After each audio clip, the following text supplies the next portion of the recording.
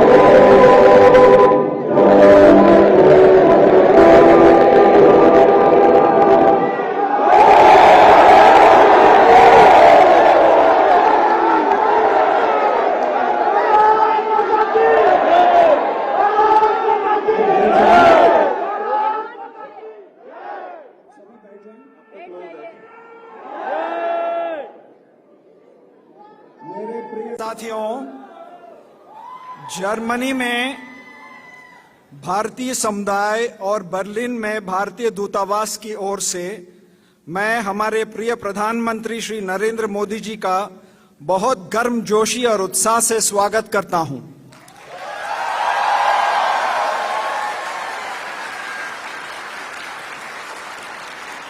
आज हमारे यहां एकत्रित होने का आनंद हमारे प्रधानमंत्री जी की उपस्थिति से कई गुना बढ़ गया है।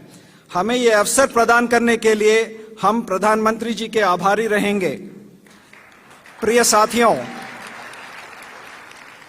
जर्मनी में भारतीय समुदाय आज 2 लाख से अधिक है। आप लोगों के निरंतर प्रयास और परिश्रम से आज भारतीय समुदाय जर्मनी में अपनी एक खास पहचान बना रहा है। यहाँ पढ़ रहे हमारे 30,000 से अधिक भारतीय छात्र भारत जर्मनी संबंधों के उज्जवल भविष्य का प्रतीक है। मुझे विश्वास है कि भारतीय समुदाय ऐसे ही प्रगति करते हुए भारत जर्मनी संबंधों को और मजबूत करता रहेगा। जर्मनी में भारतीय समुदाय भले ही बाकी देशों की तुलना में संख्या में छोटा है, लेकिन आपके प्रति प्यार, आदर और आपके स्वागत करने के जोश में कोई कमी नहीं है। इन्हीं शब्दों के साथ मैं आपसे निवेदन करता हूं कि हमारे प्रिय प्रधानमंत्री श्री नरेंद्र मोदी जी का तालियों की गड़गड़ाहट से स्वागत करें।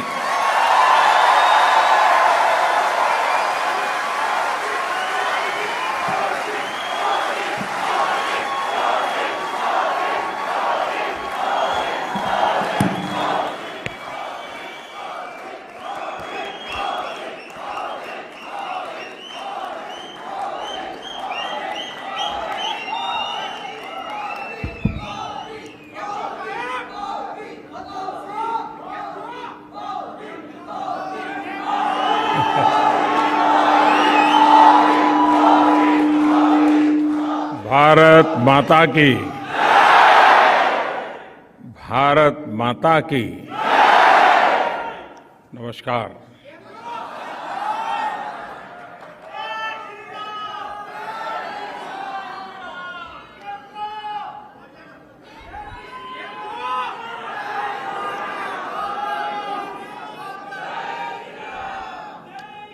ये मेरा सौभाग्य है कि मुझे मां भारती के संतानों को आज जर्मनी में आकर के मिलने का अवसर मिला है।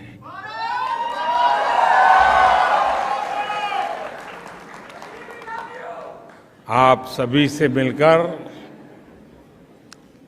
बहुत अच्छा लग रहा है।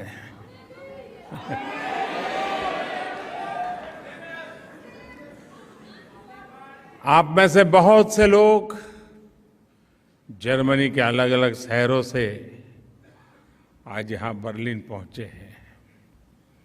आज सुबह मैं बहुत हैरान था कि ठंडी का समय है, यहाँ भारत में गर्मी बहुत है इन दिनों।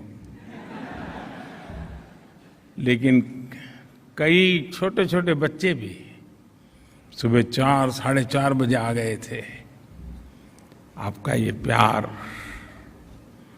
आपके आशीर्वाद, ये मेरी बहुत बड़ी ताकत है।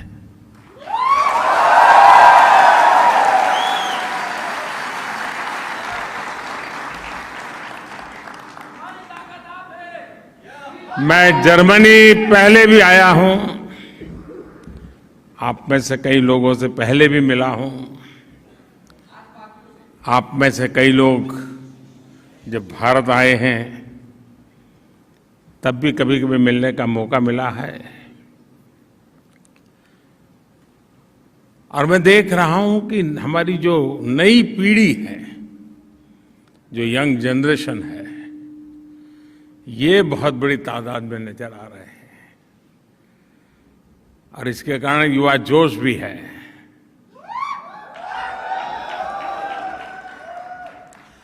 लेकिन आपने अपने व्यस्त पल समयों में से ये समय निकाला, यहां आए।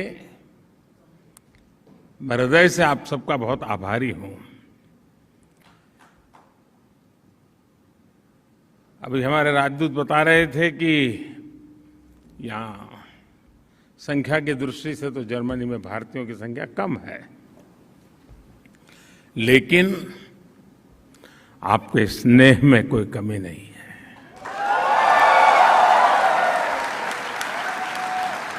आपके जोश में कोई कमी नहीं है। और ये दृश्य आज जब हिंदुस्तान के लोग देखते हैं तो उनका भी मन गर्व से भर जाता है। दोस्तों,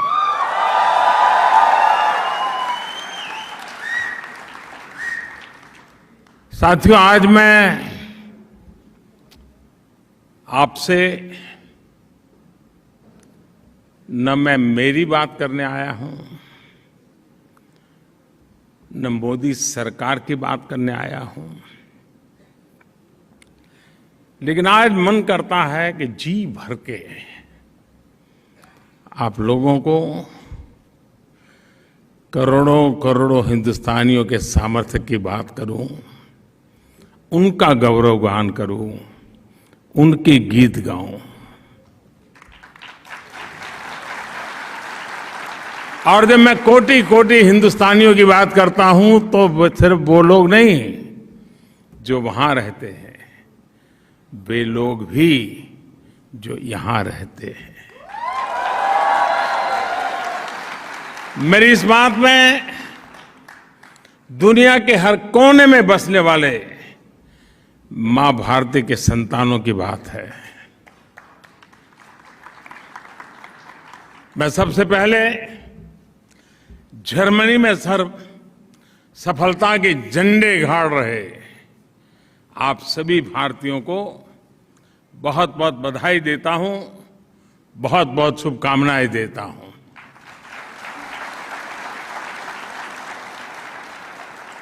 साथियों, 21वीं सदी का ये समय भारत के लिए, हम भारतीयों के लिए और विशेष करके हमारे नौजवानों के लिए बहुत महत्वपूर्ण समय है।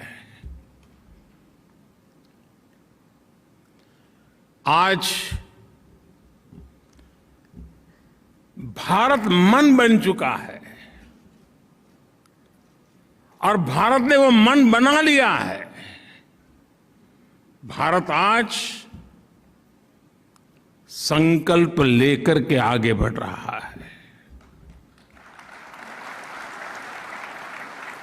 आज भारत को पता है कहां जाना है, कैसे जाना है, कब तक जाना है।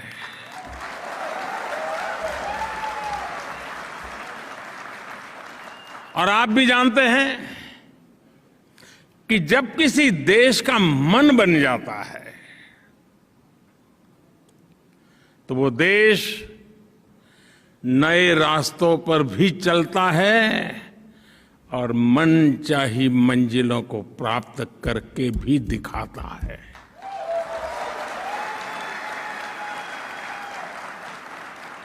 आज का आकांक्षी भारत, एस्पिरेशनल इंडिया,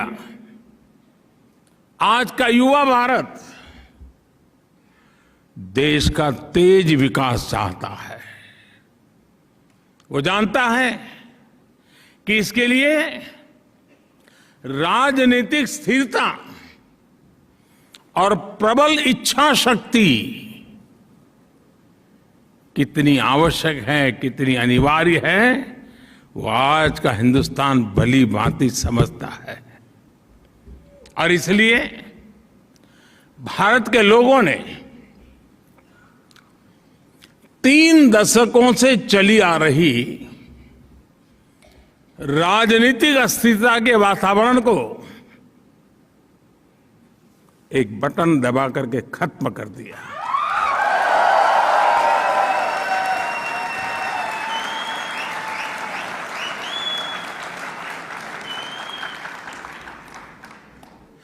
भारत के मतदाता को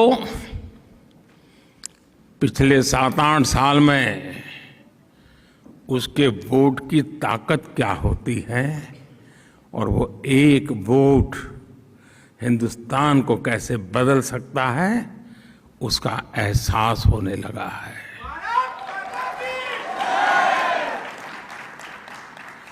सकारात्मक बदलाव और तेज विकास की आकांक्षा ही थी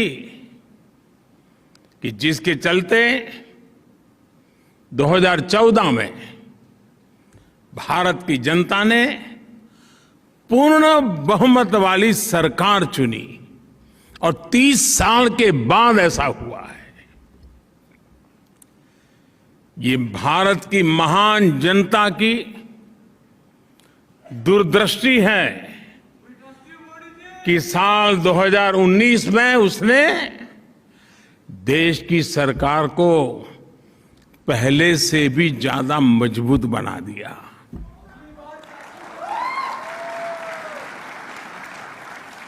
भारत को चौतरफा आगे बढ़ाने के लिए जिस तरह की निर्णायक सरकार चाहिए,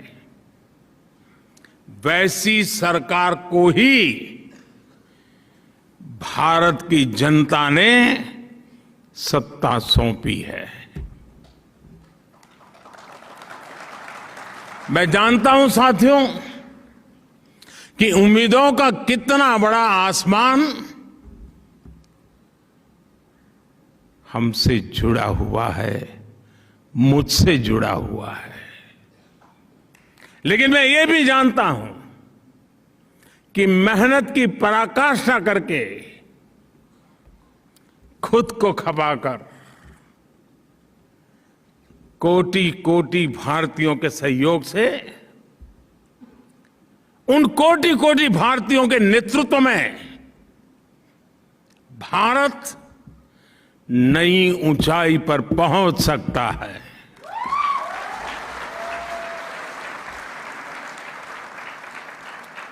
भारत अब समय नहीं गंवाएगा। भारत अब समय नहीं खोएगा।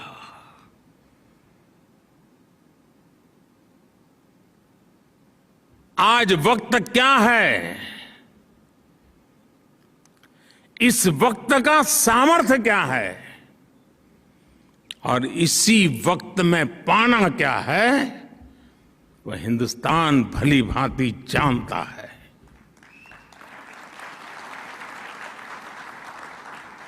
साथियों, इस साल हम अपनी आजादी का 75वां वर्ष मना रहे हैं।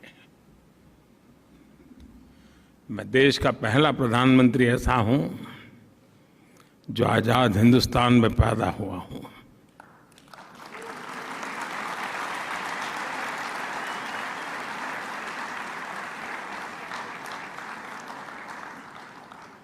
भारत जब अपनी आजादी के 100 वर्ष मनाएगा, अभी 25 साल हमारे पास है,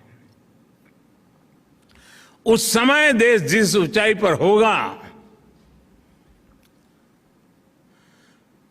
उस लक्ष्य को लेकर के आज हिंदुस्तान मजबूती के साथ एक के बाद एक कदम करते हुए तेज गति से आगे बढ़ रहा है। साथियों, भारत में ना कभी साधनों की कमी रही और ना ही संसाधनों की कमी रही। आजादी के बाद देश ने एक मार्ग तय किया, एक दिशा तय की, लेकिन समय के साथ जो बहुत सारे परिवर्तन होने चाहिए थे, जिस तेजी से होने चाहिए थे, जितने व्यापक होने चाहिए थे, किसी न किसी कारण से हम कहीं पीछे छूट गए। विदेशी हुकूमत ने भारतीयों का साल दर साल जो आत्मविश्वास कुचला था,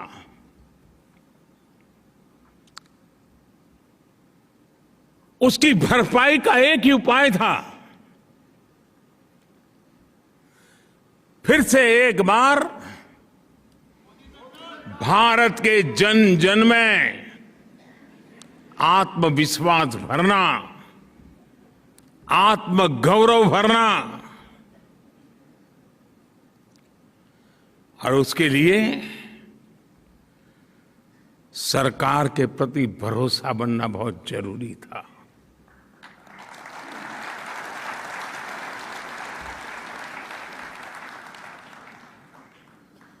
अंग्रेजों की परंपरा की बदौलत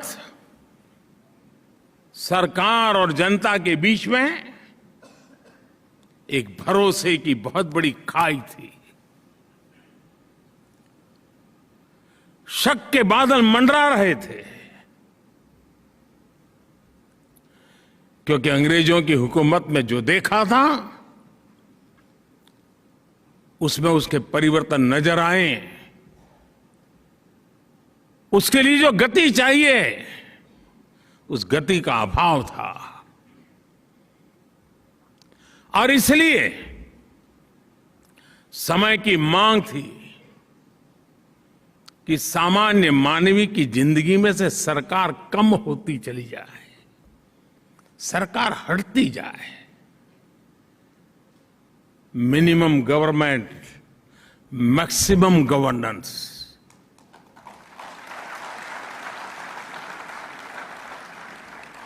जहां जरूरत हो वहां सरकार का अभाव नहीं होना चाहिए, लेकिन जहां जरूरत न हो वहां सरकार का प्रभाव भी नहीं होना चाहिए।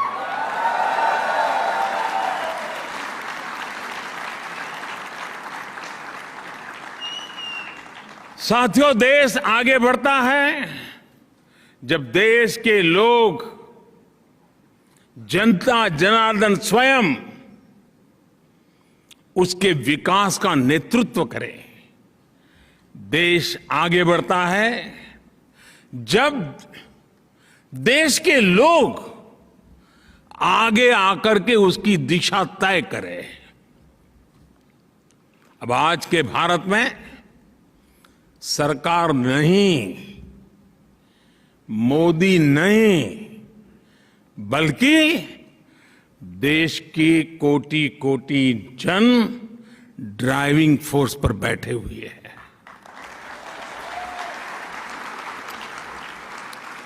इसलिए हम देश के लोगों के जीवन से सरकार का दबाव भी हटा रहे हैं और सरकार का बेवजह का दखल भी समाप्त कर रहे हैं।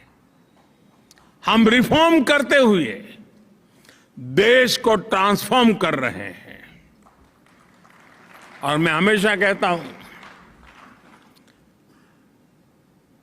रिफॉर्म के लिए पॉलिटिकल विल चाहिए, परफॉर्म के लिए गवर्नमेंट मशीनरी का एस्टैब्लिशमेंट चाहिए, और रिफॉर्म के लिए जनता जनार्दन की भागीदारी चाहिए, और तब जाकर के रिफॉर्म, परफॉर्म, ट्रांसफॉर्म की गाड़ी आगे बढ़ती है। आज Bharat ease of living, quality of life, ease of employment, quality of education, ease of mobility, quality of travel, ease of doing business, quality of services, quality of products, हर क्षेत्र में तेजी से काम कर रहा है, नए आयाम स्थापित कर रहा है। वही देश है जो आप जिसे छोड़ करके आए थे ना, यहां देश वही है।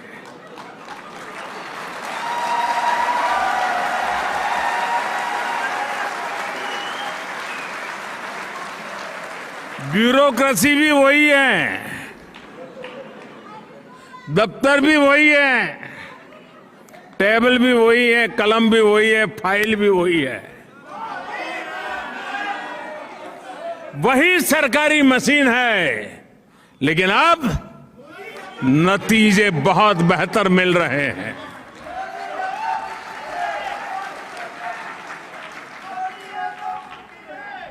साथियों, 2014 से पहले जब भी मैं आप जैसे साथियों से बात कर रहा था, तो एक बहुत बड़ी शिकायत,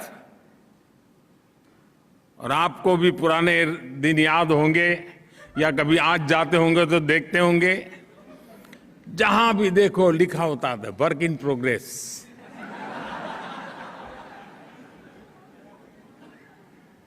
मैं किसी की आलोचना नहीं कर रहा, लेकिन हमारे यहां होता यही रहा कि पहले कहीं सड़क बनती है, फिर बिजली के लिए सड़क खोदी जाती है, फिर पानी वाले पहुंचते हैं, वो पानी फेर देते हैं, फिर टेलीफोन वाले आते हैं, वो कुछ और ही खड़ा कर देते हैं। एक सड़क, बजट खर्च हो रहा है, काम खत्म नहीं हो रहा है। ये मैंने सिर्फ एक उदाहरण दिया क्योंकि आपने अपनी आंखों से देखा है। और इसलिए होता है कि सरकारी विभागों का एक दूसरे के साथ न तो संवाद होता है और न ही जानकारियों का कोई तालमेल। सब अपनी अपनी दुनिया बनाकर उसमें बैठे हुए हैं। हर एक के पास रिपोर्ट कार्ड है कि मैंने इतनी सड़क बना दी, कोई कहे कि मैंने इतने तार डाल दिए, कोई कहे मैंने इतनी पाइप डाल दी, लेकिन परिणाम work in progress. In silos को तोड़ने के लिए अब हमने पीएम गति शक्ति नेशनल मास्टर प्लान बनाया है। चारों तरफ उसकी तारीफ हो रही है। हम हर डिपार्टमेंटल साइलोज को तोड़कर इंफ्रास्ट्रक्चर से जुड़े हर प्रोजेक्ट में सभी स्टेक होल्डर्स को एक ही प्लेटफॉर्म पर लेकर आए हैं। अब सरकारें, सभी विभाग अपने अपने हिस्से का काम एडवांस में प्लान कर रहे हैं। इस नई अप्रोच ने डेवलपमेंट के कार्यों की स्पीड को बढ़ा दी है और स्केल भी बढ़ा दिया है। और भारत की आज अगर जो सबसे बड़ी ताकत है तो वो स्कोप है, स्पीड है और स्केल है। आज भारत में सोशल और फिजिकल इंफ्रास्ट्रक्चर, उस पर अभूतपूर्व निवेश हो रहा है। आज भारत में नई शिक्षा नीति को लागू करने के लिए सहमति का एक वातावरण बना है, तो दूसरी तरफ नई स्वास्थ्य नीति, उसको लागू करने पर काम चल रहा है। आज भारत में रिकॉर्ड संख्या में नए एयरपोर्ट्स बनाए जा रहे हैं। छोटे छोटे शहरों को एयर रूट से जोड़ा जा रहा है। भारत में मेट्रो कनेक्टिविटी पर जितना काम आज हो रहा है उतना पहले कभी नहीं हुआ। भारत में आज रिकॉर्ड संख्या में नए मोबाइल टावर्स लग रहे हैं। अब भारत 5G दस्तक दे रहा है। भारत में भी, भारत में आज रिकॉर्ड संख्या में गांवों का ऑप्टिकल फाइबर से जोड़ा जा रहा है। कल्पना कर सकते 6 लाख गांवों में ऑप्टिकल फाइबर नेटवर्क पहुंचेगा। हिंदुस्तान के गांव दुनिया के साथ किस प्रकार से अपना नाता जोड़ेंगे, इसकी आप कल्पना कर सकते हैं। भारत में और जर्मनी में बैठे हुए आप लोग इस बात को ज्यादा समझ पाएंगे। भारत में जितनी फास्ट इंटरनेट कनेक्टिविटी है,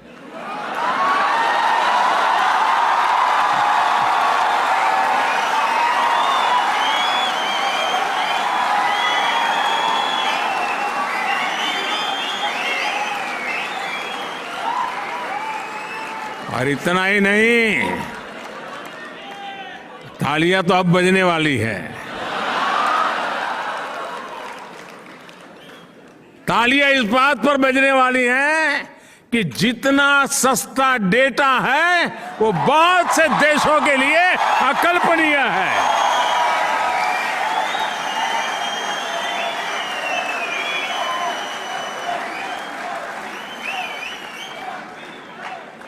पिछले साल पूरी दुनिया में हुए रियल टाइम डिजिटल पेमेंट्स, कान खोल दो, रियल टाइम डिजिटल पेमेंट में से मैं पूरी दुनिया की बात कर रहा हूं। अब भारत छोटा नहीं सोचता है।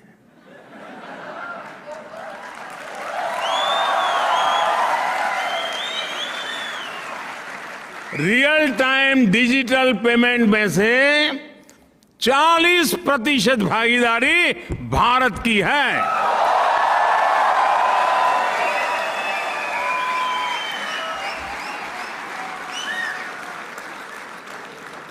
साथियों, मैं एक और बात आपको बता दूं, जिसे जानकर पता नहीं आप बैठे रहेंगे कि नहीं बैठे रहेंगे, लेकिन आपको जरूर अच्छा लगेगा। भारत में अब ट्रैवल करते समय, कहीं आते जाते समय जेब में कैश लेकर चलने की मजबूरी करीब करीब खत्म हो चुकी है।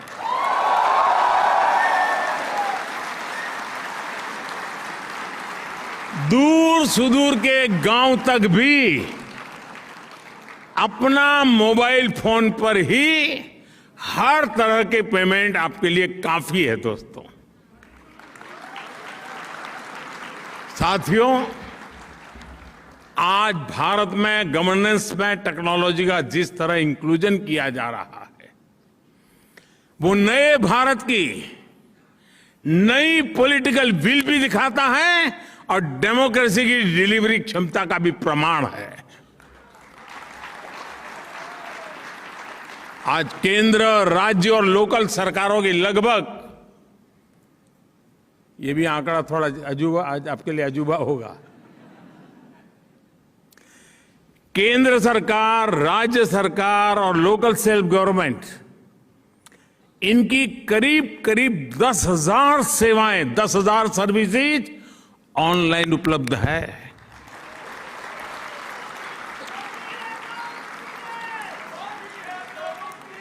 सरकारी मदद हो, स्कॉलरशिप हो, किसान को फसल की कीमत हो, सब कुछ अब डायरेक्ट बैंक अकाउंट में ट्रांसफर होते हैं।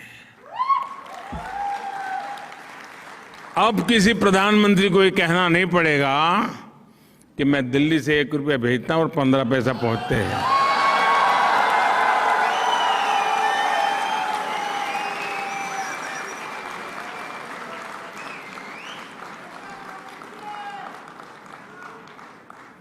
वो कौन सा पंजा था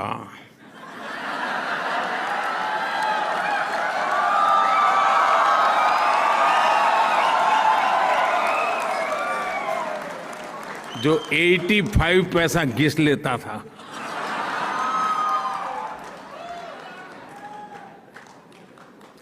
आपको ये जानकर भी अच्छा लगेगा कि बीते 7-8 साल में भारत सरकार ने, आंकड़े याद रहेंगे मैं इतना सारा बता रहा हूं,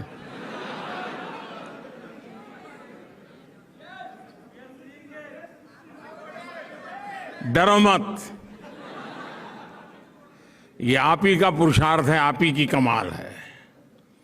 पिछले 7-8 साल में भारत सरकार ने डीबीटी, डायरेक्ट बेनिफिट ट्रांसफर, सीधा एक क्लिक किया, जो हकदार है उसके खाते में पैसे चले गए। डायरेक्ट जो डीबीटी के द्वारा हमने पैसे भेजे वो अमाउंट है 22 लाख करोड़ रुपए से अधिक।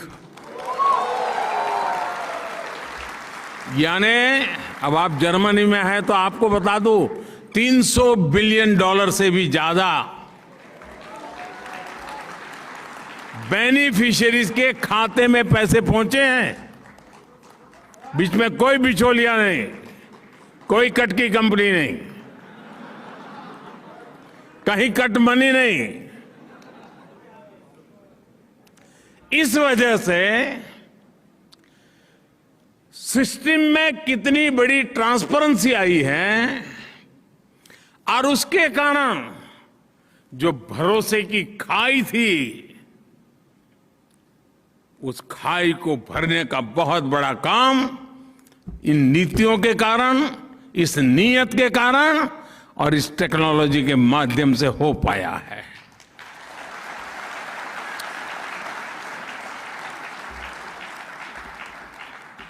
साथियों, ऐसे टूल्स जब हाथ में आते हैं, जब नागरिक एम्पावर होता है,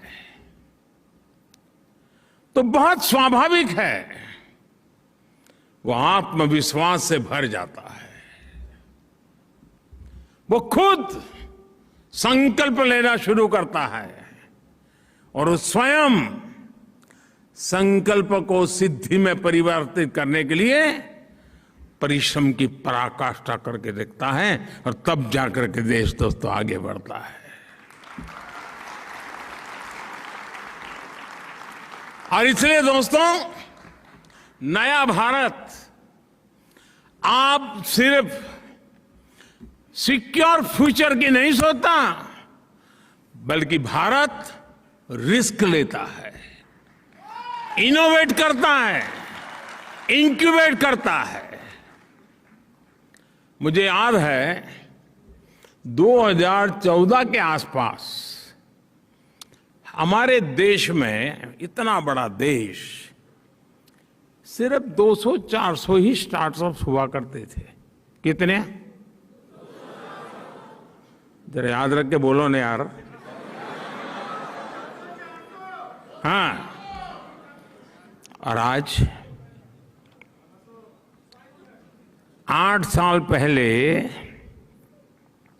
200, 300 या 400 स्टार्टअप्स आज 68,000 से भी ज्यादा स्टार्टअप्स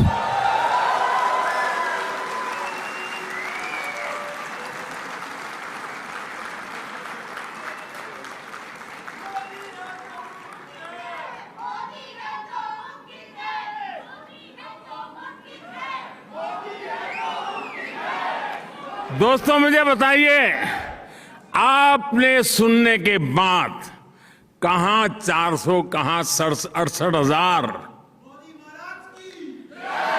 200-400 से 68,000, आपका सीना गर्व से भर गया कि नहीं भर गया? आपका माथा ऊंचा हुआ कि नहीं हुआ? और साथियों, इतना ही नहीं, सिर्फ स्टार्टअप्स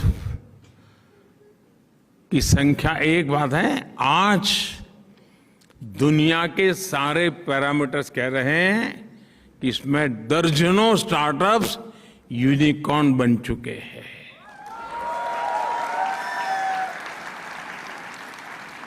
और अब मामला यूनिकॉर्न पर अटका नहीं है दोस्तों, आज मैं गर्व से कहता हूं कि मेरे देश में बहुत सारे यूनिकॉर्न्स देखते ही देखते डेकाकॉर्न भी बन रहे हैं, यानी $10 बिलियन का लेवल भी पार कर रहे हैं। मुझे याद है, मैं जब गुजरात में सीएम वाली नौकरी करता था, और किसी भी हमारे साथी बाबू को पूछता है बच्चे क्या करते हैं, तो बोले आईएएस की तैयारी करता है। ज्यादातर यही कहते थे। आज भारत सरकार में बाबुओं से पूछता हूं कि भाई क्या करते हैं बेटे, बेटी क्या कर रही है, बोले साहब वो तो स्टार्टअप में लग गए। ये परिवर्तन छोटा नहीं है दोस्तों।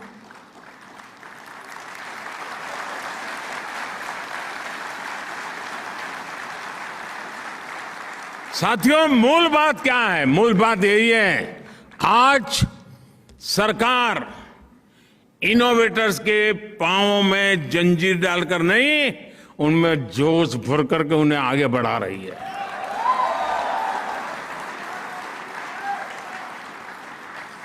अगर आपको जियो स्पेशल क्षेत्र में इनोवेशन करना हो, नए तरह के ड्रोन बनाना हो, या स्पेस के क्षेत्र में कोई नई सैटेलाइट या रॉकेट बनाना हो, इसके लिए सबसे खुला, सबसे नर्चरिंग वातावरण आज हिंदुस्तान में उपलब्ध है दोस्तों।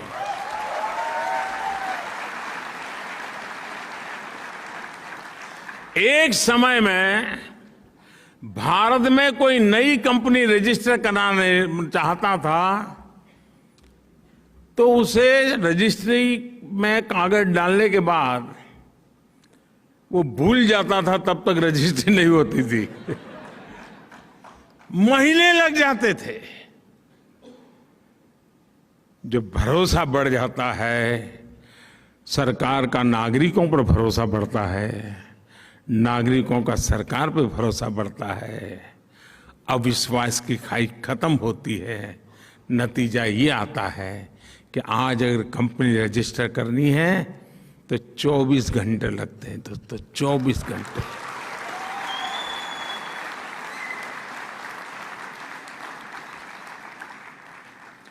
बीते कुछ वर्षों में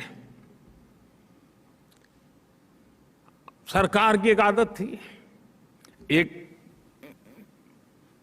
चैम्बर हो ऑफिस का, 6 टेबल हो, नंबर 1 ने जनवरी में आपसे कुछ चीजें मांगी, नंबर 2 के टेबल वाला फरवरी में फिर वही मांगेगा, फिर नंबर 5 वाला टेबल फरवरी एंड में कहेगा यार वो कागज लाओ जरा, मुझे जरूरत है। यानी नागरिकों को लगातार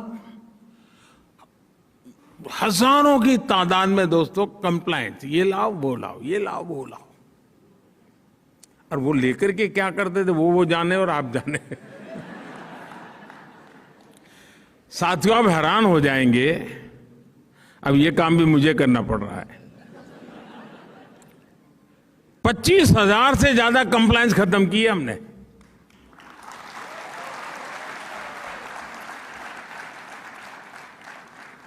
इतना ही नहीं, मैं 2013 में चुनाव के लिए तैयारी कर रहा था, क्योंकि मेरी पार्टी ने घोषित कर दिया था कि इसको प्रधानमंत्री बनाने वाले हैं। तो मैं जाता गया ऐसे भाषण करता था लोगों से। तो एक दिन दिल्ली में सब व्यापारियों ने मुझे बुलाया, तो व्यापारी का बड़ा सम्मेलन था, और उसमें जो मेरे आगे सज्जन बोल रहे थे वो कह रहे थे देखिए वो कानून बना है, वो कानून बना है, ये कानून बना है, इसका कानून बना, सारा ढेर सारे कानून बता रहे थे। अब चुनाव के समय तो सब लोग यही कहते हैं ठीक है मैं कर लूंगा, लेकिन दोस्तों मैं जरा दूसरी मिट्टी का इंसान हूं।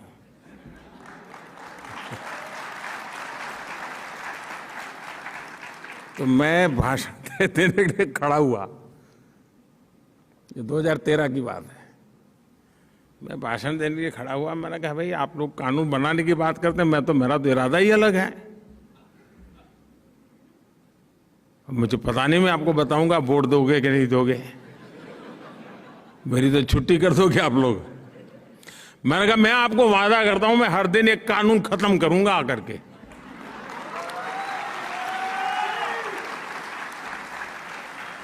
बहुत लोगों को आश्चर्य हुआ था कि ये इंसान को कुछ समझ नहीं है रहा सरकार क्या होती है, ऐसे ही माना होगा और क्या। लेकिन आज दोस्तों मैं आपको मेरा हिसाब दे रहा हूं, पहले 5 साल में 1500 कानून खत्म कर दिए दोस्तों।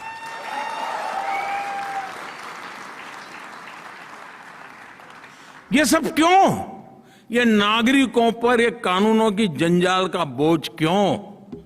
ये भारत देश आजाद हो चुका है ना, देश मोदी का नहीं है, देश 130 करोड़ नागरिकों का है।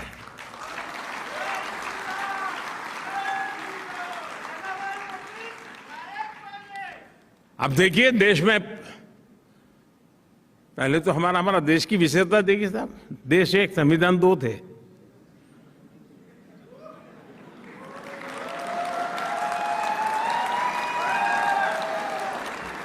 क्यों इतनी देर लगी? पुराने जमाने में कहते थे ट्यूबलाइट।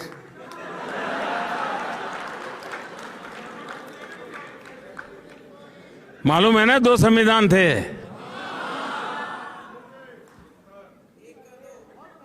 7 दशक हो गए दोस्तों, 7 दशक हो गए एक देश एक संविधान लागू करते करते। अब लागू हुआ दोस्तों।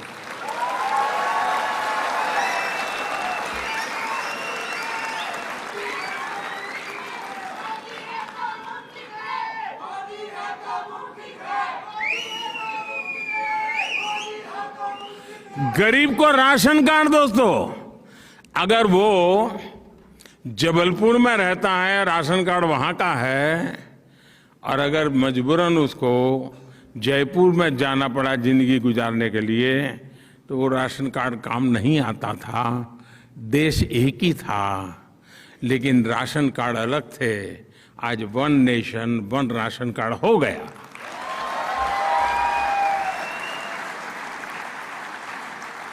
पहले कोई देश में इन्वेस्टमेंट करने आता था, गुजरात में जाता था तो एक टैक्सेशन, महाराष्ट्र जाता था दूसरा टैक्सेशन, बंगाल में जाता था तीसरा टैक्सेशन। अगर उसकी 3-4 कंपनियां, एक कंपनी गुजरात में, दूसरी कंपनी महाराष्ट्र में, तीसरी बंगाल, तो तीनों जगह पे अलग अलग चार्टर्ड अकाउंटेंट को अलग अलग कानूनों से कारोबार चलता था। दोस्तों आज टैक्स व्यवस्था एक जैसी लागू हो गई कि नहीं हो गई?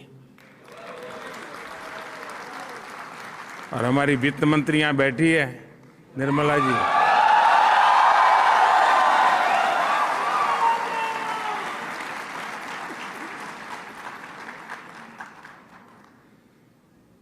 अप्रैल महीने में क्या हुआ मालूम है ना?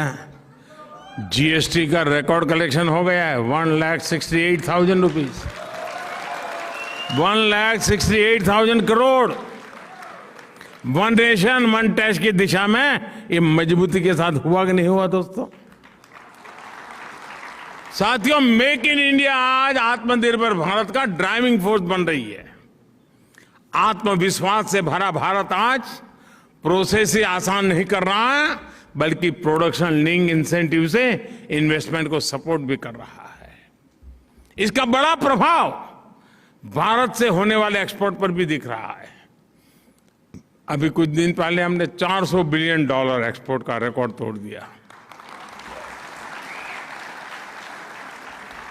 अगर हम गुड एंड सर्विसेज को देखें तो पिछले साल भारत से $670 बिलियन यानी करीब करीब 50 लाख करोड़ रुपए का एक्सपोर्ट हुआ है। आंकड़ा देख करके हाथ जम गए क्या?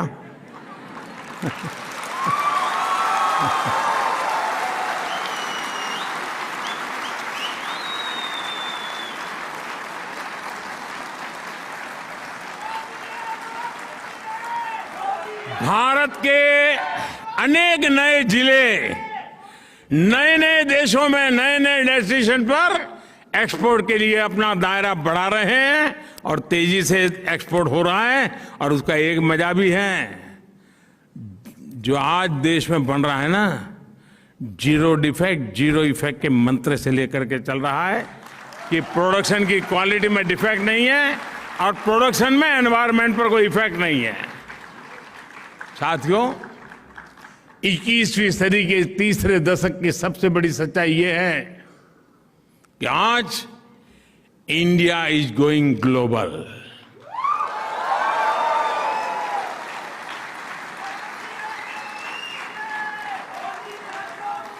कोरोना के इसी काल में भारत ने 150 से ज्यादा देशों को जरूरी दवाइयां भेजकर अनेकों जिंदगियां बचाने में मदद की है। जब भारत को कोविड के वैक्सीन बनाने में सफलता मिली तो हमने अपनी वैक्सीन से करीब 100 देशों की मदद की है। दोस्तों, साथियों, आज का ताजा खबर,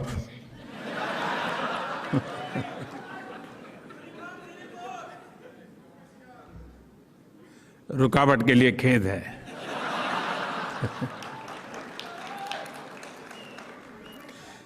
आज विश्व में गेहूं की कमी का सामना दुनिया कर रही है। फूड सिक्योरिटी के लेकर के दुनिया में बड़े बड़े देश चिंतित है। उस समय हिंदुस्तान का किसान दुनिया का पेट भरने के लिए आगे आ रहा है।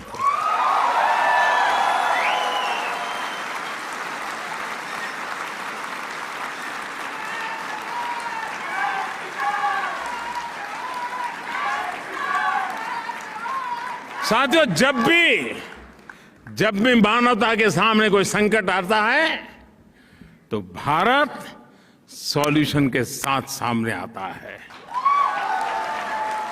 जो संकट लेके आते हैं, संकट उनको मुबारक, सॉल्यूशन लेकर के हम आते हैं, दुनिया का चाय चयकार हो जाता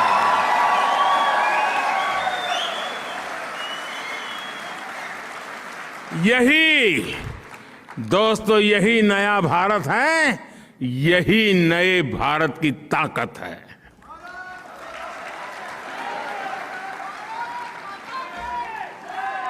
आप में से जो लोग वर्षों से भारत नहीं गए हैं, शर्मिंदगी मत महसूस करो, लेकिन उनको जरूर लगता होगा आखिर ये हुआ कैसे, इतना बड़ा परिवर्तन आया कैसे।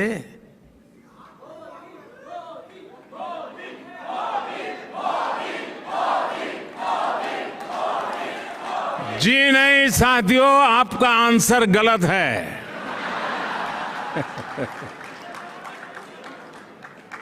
मोदी ने कुछ नहीं किया है, 130 करोड़ देशवासियों ने किया है।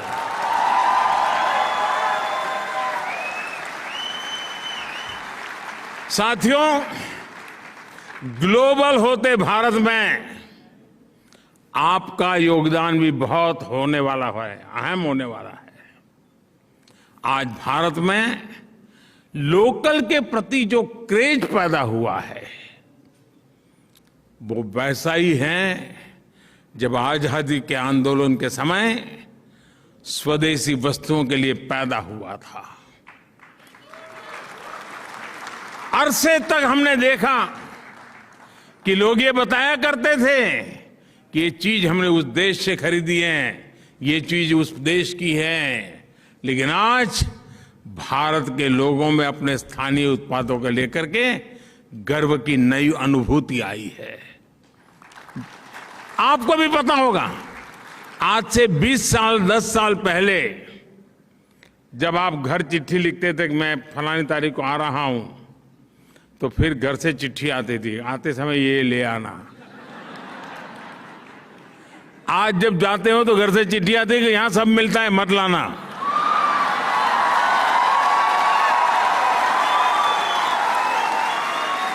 मैं सही बता रहा हूं कि नहीं बता रहा हूं? यही है ना।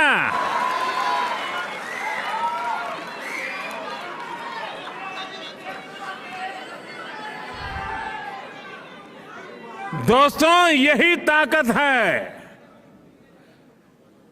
और इसलिए मैं कहता हूं वोकल फॉर लोकल। लेकिन आपका लोकल यहां वाला नहीं।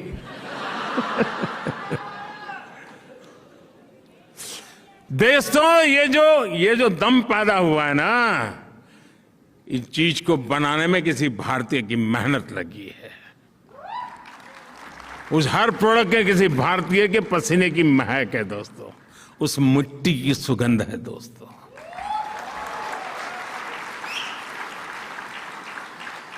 और इसलिए जो हिंदुस्तान में बना हुआ हो, हिंदुस्तान की मिट्टी की जिसमें सुगंध हो, हिंदुस्तान के युवा का जिसमें पसीना लगा हो, वो हमारे लिए फैशन स्टेटमेंट होना चाहिए दोस्तों।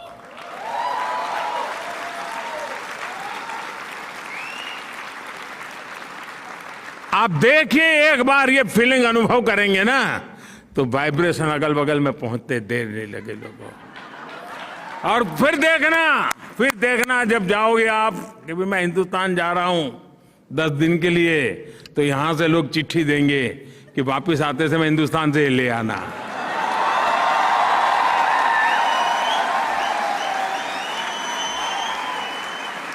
ऐसा होना चाहिए कि नहीं होना चाहिए? ये काम आपको करना चाहिए कि नहीं करना चाहिए?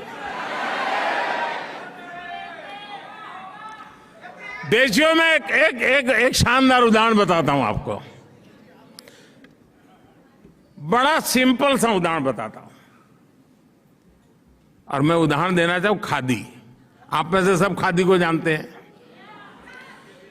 खादी और नेता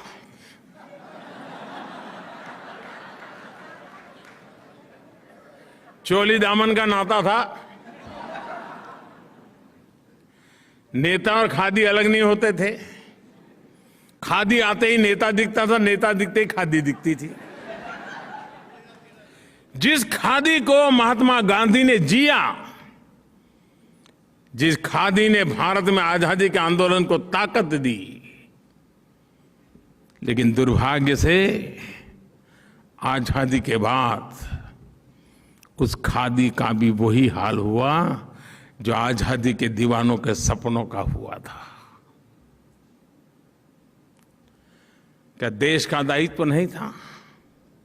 जिस खादी से गरीब मां को रोजी मिलती है, जिस खादी से विधवा मां को अपने बच्चों को बड़ा बनाने के लिए सहारा मिलता था, लेकिन धीरे धीरे धीरे उसको उसके नसीब पर छोड़ दिया गया और एक प्रकार से वो मृत्यु के कगार पर आके खड़ा था। मैं मुख्यमंत्री बना तो मैंने बीड़ा उठाया। मैंने कहा, भाई आप बड़े गर्व से कहते हैं घर में किसी को कि मेरे पास ये फैब्रिक है, ये फैब्रिक है, ये फैब्रिक है, यहाँ की साड़ी है, यहाँ की साड़ी है, यहाँ का कुर्ता है, कहते हैं ना? हाँ, बोलो तो सही। अरे सच बोलने में क्या जाता है यार। तो मैं कहता था यार एक आध खादी भी तो रख लो, मेरे पास ये फैब्रिक है, खादी भी रख लो। साथियों, बात बहुत छोटी थी, लेकिन मैं आज देश के सामने सर झुकाता हूं। मेरे देश ने इस बात को भी गले लगाया, और आपको जानकर के आज आनंद होगा, आजादी के 75 साल के बाद पहली बार जब देश आजादी का अमृत महोत्सव मना रहा है, इस वर्ष खादी का कारोबार 1 लाख करोड़ रुपयों को पार कर गया। पहली बार हुआ। कितने गरीब विधवा माताओं को रोजी रोटी मिली होगी। देखो, पिछले 8 साल में खादी के उत्पादन में जो लगभग 250% की वृद्धि हुई है। और आप दायरा देखिए दोस्तों, मैं जिस मिजाज से स्टार्टअप की बात करता हूं ना, उसी मिजाज से खादी की भी बात करता हूं।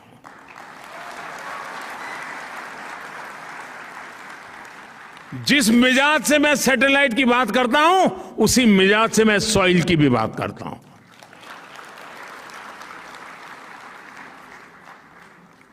साथियों, आज मैं आप सभी से ये आग्रह करूंगा कि भारत के लोकल को ग्लोबल बनाने में आप भी मेरा साथ दीजिए।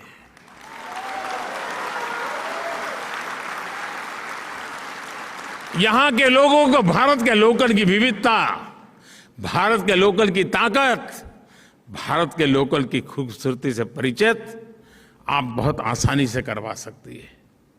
सोचिए, दुनिया में इतना बड़ा इंडियन डायस्पोरा, हर देश में फैला इंडियन डायस्पोरा, और इंडियन डायस्पोरा की विशेषता यह है, जैसे दूध में शक्कर मिल जाती है ना, वैसा ही मिल जाता है ये।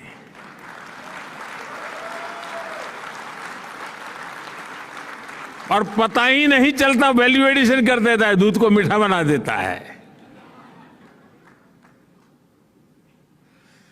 जिसके पास ये सामर्थ्य है, वो आसानी से हिंदुस्तान के लोकल को अपने प्रयासों से जर्मनी की धरती पर ग्लोबल बना सकता है।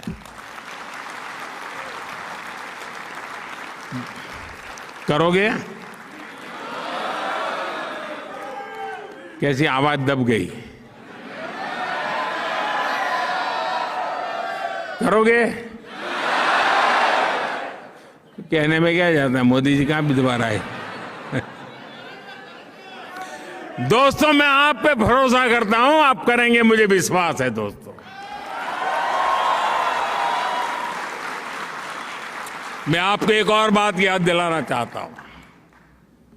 हमारा योग हो, हमारा आयुर्वेद हो, हमारी ट्रेडिशनल मेडिसिन के प्रोडक्ट्स हो, आप कल्पना नहीं कर सकते इसका आज इतना पोटेंशियल है। आप हिंदुस्तान से हैं ऐसा कहते ही सामने वाला आपको पूछता होगा, योग जानते हो? पूछता है कि नहीं पूछता है? और आप कुछ भी नहीं जानते, सिर्फ नाक पकड़ना बता दोगे तो भी मानेगा हाँ यार ये मास्टर है।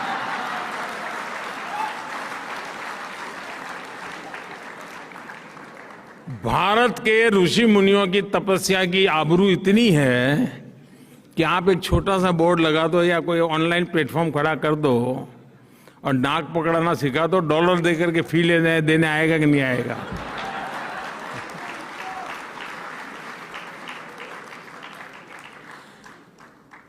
क्या ब्रांड वैल्यू बनाई होगी अपने ऋषियों ने साहब, हैं? हजारों वर्ष पहले ऋषि मुनियों ने जो तप करके छोड़ दिया रास्ता, आज दुनिया गला लगा रही है। लेकिन क्या आप उसके साथ जुड़े हैं क्या?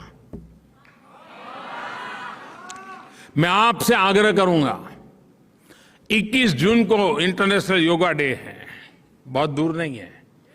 अभी से टोलियां बना करके चारों तरफ छा जाइए दोस्तों, हर किसी को नाक पकड़ना सिखा दो दोस्तों।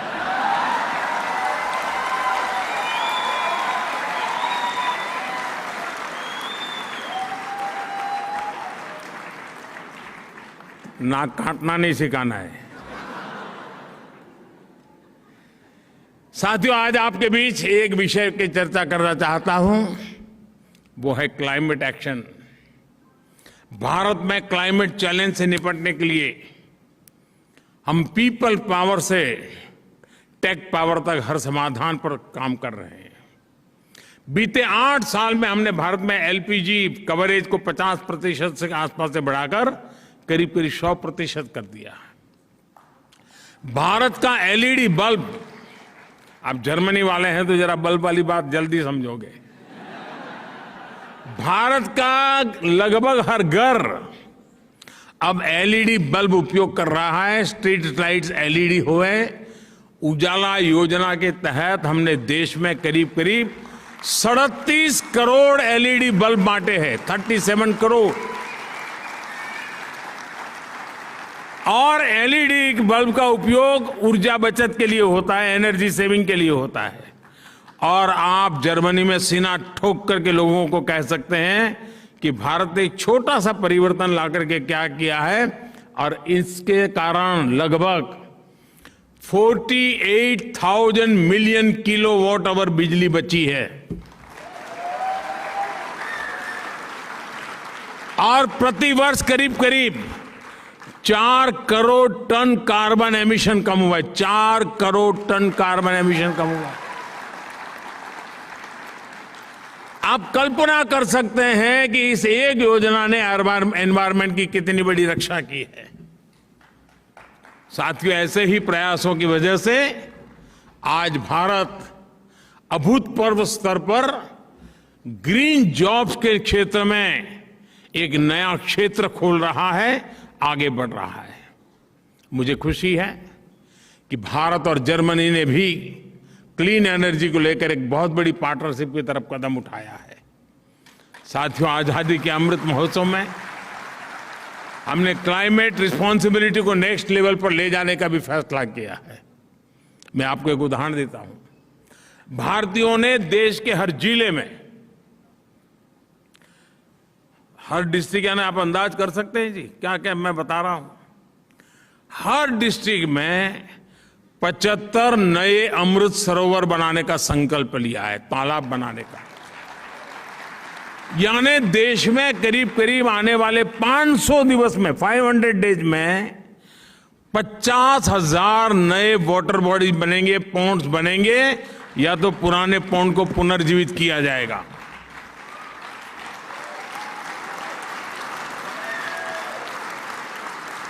जल ये जीवन है, जल है तो कल है। नारे तो बहुत अच्छे लगते हैं, लेकिन जल के लिए भी तो पसीना बहाना पड़ता है। दोस्तों, क्या आप इस अभियान से जुड़ सकते हैं? आप जिस गांव से आए हैं, उस गांव में एक तालाब बने, उस तालाब बनाने में आपका भी सहयोग हो, आप भी उनको प्रेरित करें। और आजादी के अमृत महोत्सव में अमृत सरोवर बनाने में दुनिया में फैले हुए हर हिंदुस्तानी का योगदान था। आप कल्पना कर सकते हैं आपको कितना आनंद होगा। साथियों, भारत की बेहतरीन समझ रखने वाले मशहूर जर्मन विद्वान मैक्स मूलर ने इंडो यूरोपियन वर्ल्ड के शेयर्ड फ्यूचर की बात की थी। आप में से सब लोग यहां दिन में 10 बार उसका उल्लेख करते होंगे। 21वीं सदी में उनको जमीन पर उतारने का ये बेहतरीन समय है। भारत और यूरोप की मजबूत साझेदारी दुनिया में पीस और प्रॉस्पेरिटी सुनिश्चित कर सकती है। ये साझेदारी निरंतर बढ़ती रहे। आप भी इसी उत्साह और उमंग के साथ मानव कल्याण के लिए, भारत के कल्याण में कुछ न कुछ योगदान देते रहें, क्योंकि हम तो वसुधैव कुटुंबकम वाले लोग हैं। साथियों, आप जहां हो बहुत आगे बढ़ो, फलो फूलो, आपके सारे सपने पूरे हो, ये मेरी आपके लिए बहुत बहुत शुभकामनाएं हैं। और 130 करोड़ देशवासियों की शुभकामनाएं आपके साथ हैं। आप खुश रहे, स्वस्थ रहे। बहुत बहुत धन्यवाद।